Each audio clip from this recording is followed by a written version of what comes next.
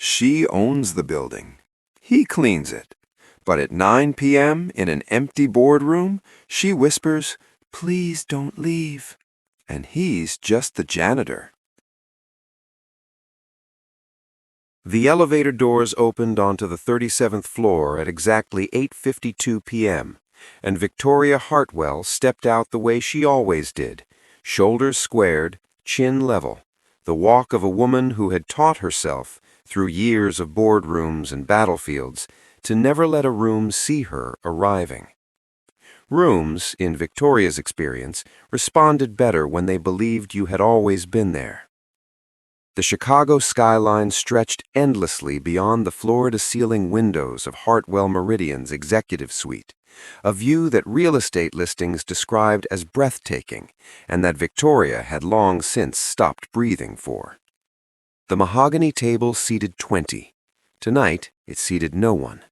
The acquisition papers for a software company in Austin sat stacked at the head of the table, unsigned, waiting for her signature the way everything in this building waited for her, patiently, impersonally, because waiting for Victoria Hartwell was simply part of the operational procedure. Meredith had left 47 minutes ago, not dramatically. That was the part that kept replaying in Victoria's mind as she stood at the window.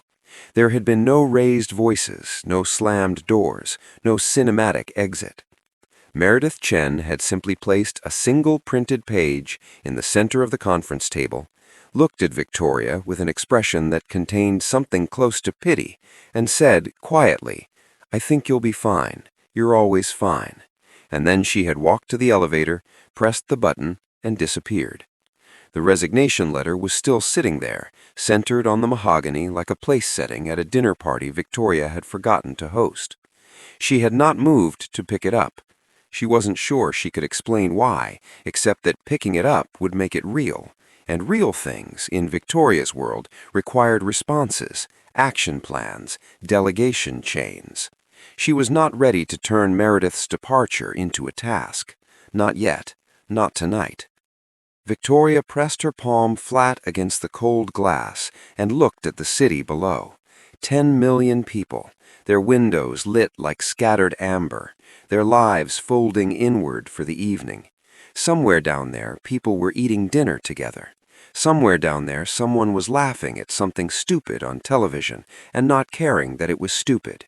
Somewhere down there, the world was doing the ordinary things that Victoria had quietly, incrementally, without ever making a single conscious decision, removed from her own life, one by one, until there was nothing left but the work and the view and the silence. She had given 3 media interviews this week.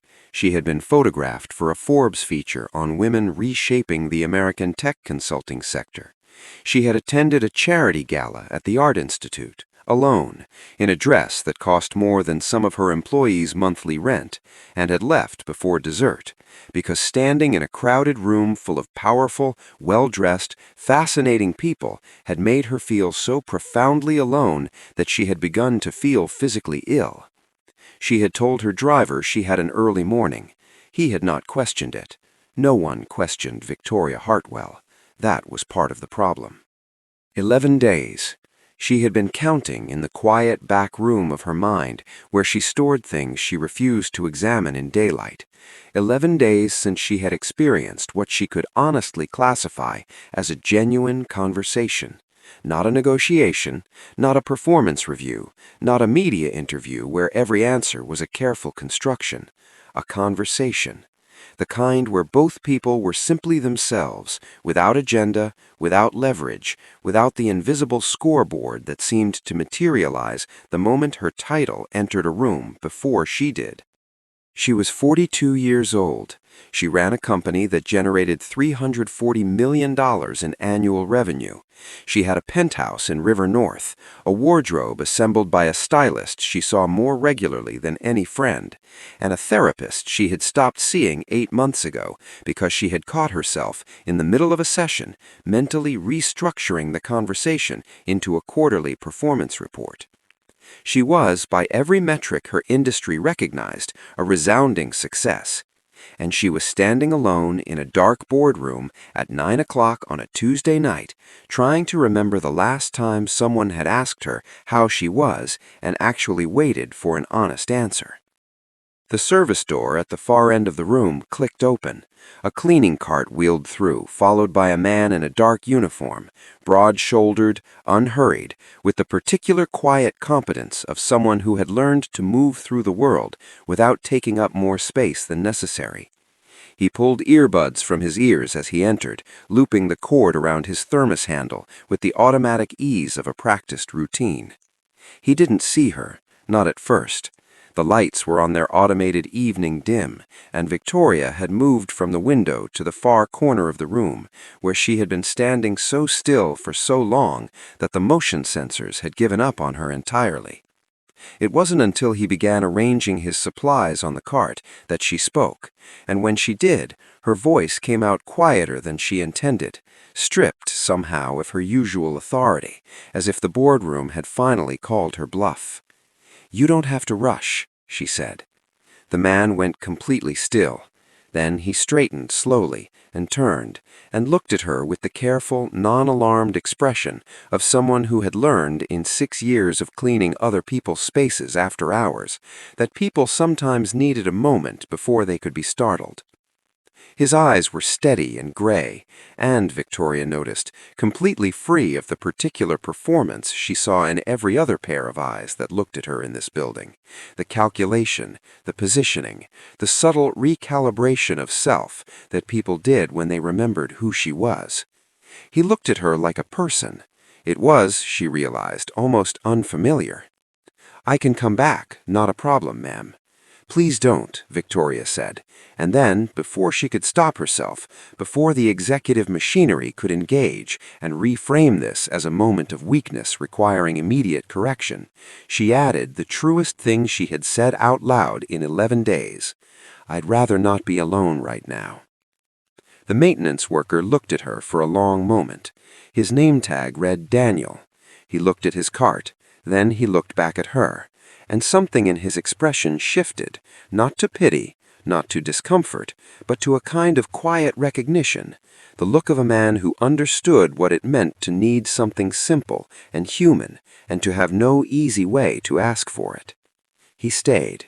Daniel Cross had learned, across 38 years of living and 6 years of cleaning the floors of people wealthier than he would likely ever be, that silence had texture. The silence of an empty office at 7 p.m. was different from the silence of an empty office at midnight, which was different still from the silence of a room that contained a person who had been alone inside their own head for too long. That last kind had a particular weight to it, a density that pressed against the walls and made even the act of moving through it feel like an intrusion. This room had that silence. And this woman, whoever she was, had been sitting inside it for a while. He didn't know her name yet. He would find out later in the way he always found things out, not by asking directly, but by paying attention. Her name was on the placard outside the office he cleaned on Thursdays. He had read it dozens of times. He had simply never connected it to a face, because people like her, the ones on the top floor, the ones whose names were on the placards and the press releases and the framed magazine covers in the lobby, were not, in Daniel's experience, people who were visible at 9 p.m. in an empty boardroom, standing at the window like something from a painting about loneliness. He pulled out a chair at the middle of the table, not at the head, that felt presumptuous, not near her, that felt invasive. The middle felt right, the democratic middle, where none of the power lines ran through. He sat and set his thermos down and waited, because sometimes that was all that was needed for someone else to make the decision to be still, so that the person who needed stillness could feel entitled to it. She told him about Meredith first, or she started to, and then the story kept pulling backward, the way stories do when the teller has been saving them up. Backward through the gala she'd left early, backward through the Forbes interview where she had smiled and said the word passionate 4 times and meant it approximately none of those times, backward through the 11 days of functional, successful, utterly hollow living that had preceded this moment in the boardroom. Daniel listened the way his grandmother had taught him to listen, not as a preparation for speaking, but as an act of genuine arrival into another person's experience. He had learned early that most people listened at about 20% capacity, because the other 80% was occupied with formulating the response, queuing up the anecdote that would redirect the conversation towards safer and more comfortable terrain, preparing the reassurance that was really more about the listener's discomfort than the speaker's need. His grandmother had called this noise listening and had been dismissive of it her entire life. Daniel had taken the lesson seriously. So he heard her, not just the words, but the architecture beneath the words, the way she spoke about her apartment without once using the word home, the way she described her schedule as though recounting someone else's calendar, with the detached precision of a person who had learned to manage their life without particularly inhabiting it. The way she laughed once at something she said about her therapist and then caught the laugh midway and pulled it back, as if laughter itself was a vulnerability she had not budgeted for this evening. The performance of it, she said, and this was the moment Daniel felt the full weight of what she was carrying. That's what breaks you in the end.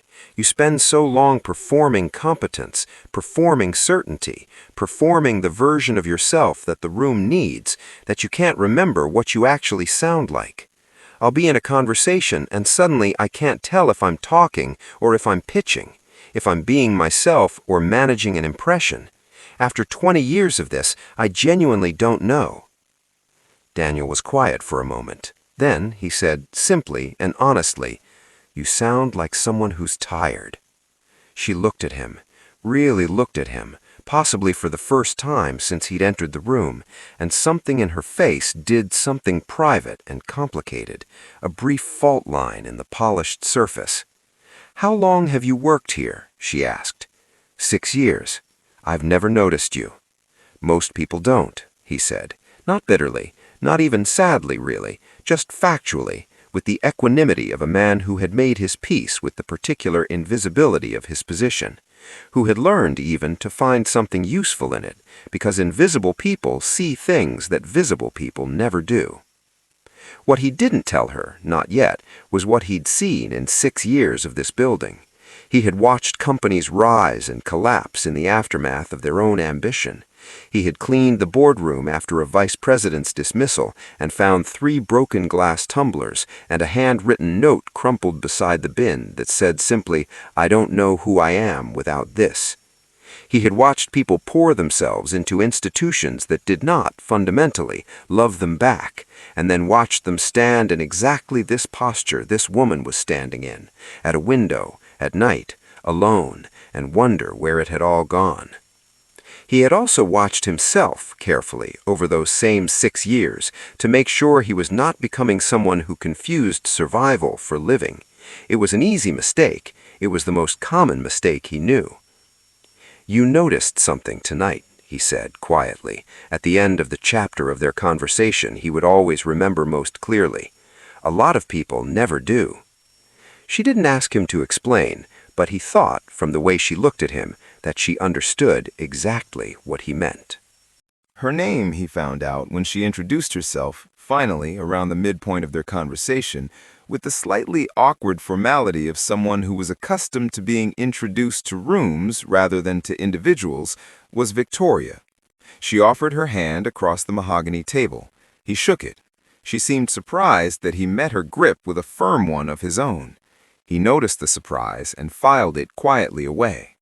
She asked about him. He could tell it took something from her to do it, not because she was selfish, but because asking questions of people below her pay grade had likely been trained out of her by the culture of the building, which operated on a clear gradient of relevance. But she asked, with the careful sincerity of someone trying to remember how to be curious about another person, and Daniel answered honestly, because honesty was essentially the only conversational register he possessed. He told her about Lily, and as he always did when he talked about his daughter, something in his face rearranged itself into something easier and more open, the particular transformation that happened to people when they talked about the thing they loved most without complication. Lily was 8. She had her mother's eyes and Daniel's stubbornness, and an imagination so extravagant that her second-grade teacher had sent home a note not with concern, but with something that read, in its careful professional language, very much like awe. She named clouds. Not cloud types, she already knew those from a library book she'd checked out so many times that the librarian had quietly ordered a second copy, but individual clouds. She would point out the window of their apartment on a weekend morning and say, "That one's Gerald. He always comes back after a rainstorm," with the absolute conviction of someone reporting observable fact. Their apartment was in Pilsen, 2 bedrooms, 1 bathroom, a kitchen that got good afternoon light, and a living room where Lily's artwork covered enough wall space to constitute a personal gallery. The building's radiator made a sound every night at 11 p.m. that Daniel had privately named the Great Complaint. The neighbor in 4B played guitar on Sunday mornings with tremendous enthusiasm and middling skill. The street below was noisy on weekends and smelled, inexplicably, of cinnamon from the bakery on the corner that never seemed to be open when Daniel actually wanted to go in. It was not a penthouse. It was not a view of Lake Michigan. There was no stylist, no driver, no calendar booked 6 weeks in advance. What there was every morning at 5:15 a.m. was an alarm clock and the sound of Lily's feet hitting the floor in the next room, and the knowledge that 2 buses and 40 minutes stood between them and her school, and that this was not a burden, but simply the shape that love took in Daniel Cross's life. Practical, unglamorous, requiring early mornings and packed lunches and a level of organizational competence that, had it been deployed in an executive context, would probably have earned him a significant title and a corner office. "Do you ever think about wanting more?" Victoria asked. She asked it genuinely, without condescension, leaning forward slightly in the way people do when they are actually listening rather than performing the act of listening. "More than what?" Daniel said. The question settled into the room. Victoria opened her mouth to answer, and then closed it, and then opened it again, and finally said, with a kind of honest bewilderment, "I don't know. I don't know how to answer that for you, and I've been asking people that question in performance reviews for 15 years. That's because it's a question built for one kind of life, the kind where more is always a direction. I stopped facing that direction for a while. Not because I gave up, because I had a reason to face a different direction." He meant Lily. Victoria knew he meant Lily. She looked at her hands on the table, manicured, ring-free, the hands of someone who had never let a detail go unmanaged, and was quiet for a long moment. "Tell me something," she said. Victoria said, "Recently, something Lily said that made you laugh." Daniel thought about it. Then he smiled. And it was a real smile, the uncurated kind that people couldn't manufacture and barely noticed when it happened to them. "She told me last week that she felt sorry for people who lived in houses without upstairs neighbors because they were missing out on the mystery of footsteps, like she was genuinely concerned about them." Victoria laughed. It came out of her suddenly and completely, the way a sound will when it's been waiting for an exit long enough. It was not the measured laugh of a CEO in a press interview. It was undignified and slightly surprised and entirely real, and it lasted about 4 seconds, and in those 4 seconds, Daniel thought it was probably the best thing that had happened in this boardroom in a very long time. It was Victoria who named it first. She had been building toward it for most of the conversation, circling it the way you circled a thing you were afraid to see clearly, and then, somewhere around 9:30 p.m., with the city blazing silently below them, and Daniel's thermos sitting open between them on the table like an accidental campfire, she said it. "I think I've been lonely for so long that I stopped recognizing it as loneliness. I started calling it focus. I told myself that the people who had robust social lives and dinner plans and someone to call at the end of the day were trading in ambition for company.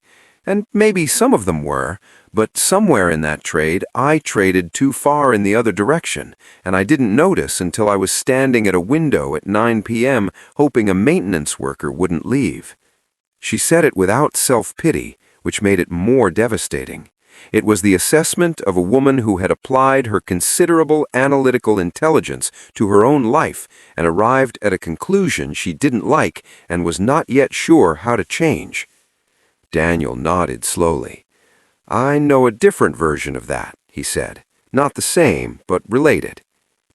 He told her what it meant to be invisible in a building like this, to ride the service elevator because the main elevators made the executives uncomfortable, to clean a conference room and find the remnants of a decision that would affect thousands of lives, a restructuring memo, a termination list, a merger agreement, and to carry that information anonymously through corridors where no one would ever think to ask his opinion. He was educated, had done 2 years of community college before money ran out, and Lily's mother left, and the world reconfigured itself around the new reality of being alone with an infant and a rent payment and a set of choices that were really just different shapes of necessity. He was not bitter about the invisibility. He had made his peace with it, the way you made your peace with weather. But he told her what it cost. Not dramatically, but honestly, the particular loneliness of moving through spaces where you were present but not seen, where your labor was essential and your humanity was incidental. The way people looked through him in elevators, the way the executive on the 34th floor, a man Daniel had been cleaning up after for 4 years, had never once acknowledged him with more than the vaguely guilty nod people gave service workers when social convention demanded a minimum gesture. "We're lonely in opposite directions," Victoria said, turning this over. "You're invisible because they won't look at you. I'm invisible because they can only see the title." "Yeah, something like that," said Daniel. There was a recognition between them in that moment that neither of them tried to over-articulate, because some things lose their truth in the over-articulation. It was simply the recognition of two people who had found, in the middle of an unlikely Tuesday night, that the particular shape of their loneliness, though formed by entirely different circumstances, entirely different economics, entirely different positions in the social architecture of the city, shared the same hollow at the center: the fundamental human need to be witnessed, not observed, not assessed, not managed or performed for or strategically connected with on a professional platform, witnessed, seen as a specific, irreducible, impossible to categorize person rather than a function. "My therapist would call this an authentic moment," Victoria said, with a slight ironic edge to her voice that was entirely different from the earlier controlled irony she'd deployed in the first part of their conversation. This irony was gentler, more self-aware. "I'd just call it a conversation," said Daniel. "When did those get so rare?" He thought about it seriously. "I think we outsourced the practice of them, got comfortable with a version of connection that was more like broadcasting, and then we wondered why we were still hungry." Victoria looked at her phone on the table, face down. It had buzzed 3 times since Daniel sat down, and she had not turned it over once, and she was aware that this was the longest she had gone without checking it in years.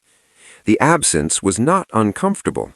It was, she realized, a relief of a very specific kind, the relief of a person who had been holding their breath and finally, cautiously exhaled. "I have 4,200 LinkedIn connections," she said. "I checked last week. I was oddly proud of it. I don't know what that says about me." "That you're good at your job," said Daniel, with a gentleness that contained no judgment. "And that you're human. Both of those can be true." At 9:47 p.m., Daniel's phone buzzed on the table where he'd placed it screen up, the way people place phones when they were genuinely expecting something important. He glanced at it, and a soft expression moved across his face, the involuntary kind. "My neighbor," he said. "Lily's asleep, doors locked." He showed Victoria the text. Without particularly meaning to, it was a reflexive gesture, the unconscious impulse to share small good news with whatever warm presence happened to be nearby. Victoria read the message. It said, "She went down easy. Had her read 3 chapters to you tonight. She says goodnight to Daddy." And there was a small drawing attached, a phone camera photo of a crayon sketch Lily had done before bed, a big stick figure and a small stick figure holding hands in front of a building with the word home written above it in large, uneven letters. Victoria looked at that drawing for a long moment. She didn't say anything, but something in her face did something, private and unguarded, that she didn't try to manage, and Daniel, who was watching without appearing to watch, saw it happen and understood exactly what it was. It was recognition. It was longing. Not for Daniel's life specifically. She was too self-aware for that kind of simple projection, but for the quality of life that produced such a drawing. The quality that came from being someone specific to someone else, from being daddy, from being the person whose good night was worth sending across a city on a Tuesday night to a phone screen in a boardroom on the 37th floor. Daniel stood, collected himself, the ordinary machinery of departure. He began loading his cart with the unhurried competence he'd carried in with him, and Victoria stood as well, and there was a brief moment where they were simply two people on opposite sides of a mahogany table in a city of 10 million, having shared 33 minutes that neither of them had planned or prepared for. "You're going home," Victoria said. It wasn't a question. It had a quality of something almost envious, but the clean kind of envy, the kind that clarifies rather than corrodes. "I always try to be there when she wakes up," Daniel said. "Even when I'm on the late shift, I make it back by 6. She knows. It matters that she knows." Victoria nodded. She thought of her own apartment, the kitchen she had never used, the guest room that had never had a guest, the 300 square feet of carefully curated silence that waited for her every night with the impersonal faithfulness of real estate. She thought of her sister in Portland, who had called twice in the last month and left voicemails that Victoria had listened to and fully intended to return, and somehow never had. At the service door, Daniel paused. He turned back, not entirely, just enough. "For what it's worth," he said, "what you did tonight, asking somebody to stay, saying the honest thing out loud, that's not small. Most people in your position, in any position, they don't do that. They choose the performance every time, because the performance is safer." "It didn't feel brave," Victoria said. "It felt like desperation. Sometimes that's the same thing, at the beginning." He pushed through the service door. The hallway light cut a brief bright rectangle into the dim boardroom and then closed off again, and Victoria was alone. But it was a different kind of alone than it had been at 8:52 p.m. when the elevator doors had opened. This alone had texture. This alone had just been interrupted, and the interruption had left something behind. Not an answer, not a plan, not a resolution that could be actioned and assigned to a project management platform. Just the small, durable, completely ordinary evidence that honesty between two strangers was still possible, that it still worked, that you could step out of the performance briefly and the world did not punish you for it. She stood at the window again. The city looked the same. She was not entirely the same. Victoria Hartwell picked up her phone at 9:53 p.m. Not to scroll LinkedIn, not to check the acquisition emails that had been accumulating since 6 p.m., not to open the news app or the performance dashboard or any of the 11 other applications that constituted the digital infrastructure of her professional life. She went to her contacts, and she scrolled past A and B and C and the entire alphabetical archive of her functional existence until she reached W, and she found the name Wren, which was her sister's name, which she had last called 7 months ago. She pressed the number. It rang twice. "Vicky?" Her sister's voice came through with the specific warmth of someone who picked up immediately because they had been hoping you would call. Not performing surprise, not recalibrating to the unexpected intrusion, simply relieved, present, there. "Hi," Victoria said. Her voice was quieter than she expected, smaller, more like the voice of the person she'd been before the title and the Forbes features and the $340 million had assembled themselves around her into the architecture of a person who did not, fundamentally, require anything from anyone. "It's almost 10 o'clock, Wren said, without accusation. "Are you okay?" "I think so," Victoria said. I think I needed to hear your voice. Is that strange?" "It's not strange," Wren said. "Vicky, I've been waiting for you to call." And that, more than anything that had happened in the boardroom, more than the conversation, more than Lily's crayon drawing, more than the 33 improbable minutes with a maintenance worker who had known exactly how to be still, that sentence undid her. The simple confession that she had been waited for, that her absence had been noticed, that there was someone 1,800 miles away in Portland who had been holding space in their ordinary life for a call that had taken 7 months and a stranger's patience and the specific alchemy of a Tuesday night in an empty boardroom to finally occur. She talked to Wren for 40 minutes, about nothing important at first: Wren's garden, which had expanded to include a raised bed for tomatoes, and Wren's husband, Marcus, who had taken up woodworking with the evangelical zeal of a convert, and their dog, a geriatric basset hound named Congressman, who slept 20 hours a day and was reportedly beloved by the entire neighborhood. And then, gradually, she talked about real things, about the loneliness she had been too proud to name, about Meredith's resignation and what it had cracked open in her, and about the unexpected 33 minutes with a man named Daniel, who had sat across from her in the middle of a mahogany table and listened like it was the most natural thing in the world. "He sounds like a good person," Wren said. "He is," Victoria said. "He's the kind of person I don't usually see, and I think that's something I've been getting catastrophically wrong for a very long time. You're not a bad person, Vicky." "I know. I think I might have been a distracted one." She paused. "I want to come visit in the spring. I want to meet Congressman and see the tomatoes and actually be in your house for more than 36 hours. Say the date right now. Don't let it be a thing you intend to do." Victoria pulled up her calendar. For the first time in longer than she could accurately recall, opening her calendar did not feel like looking at a performance schedule. It felt like choosing something. "April 4th, she said. "I'll come April 4th.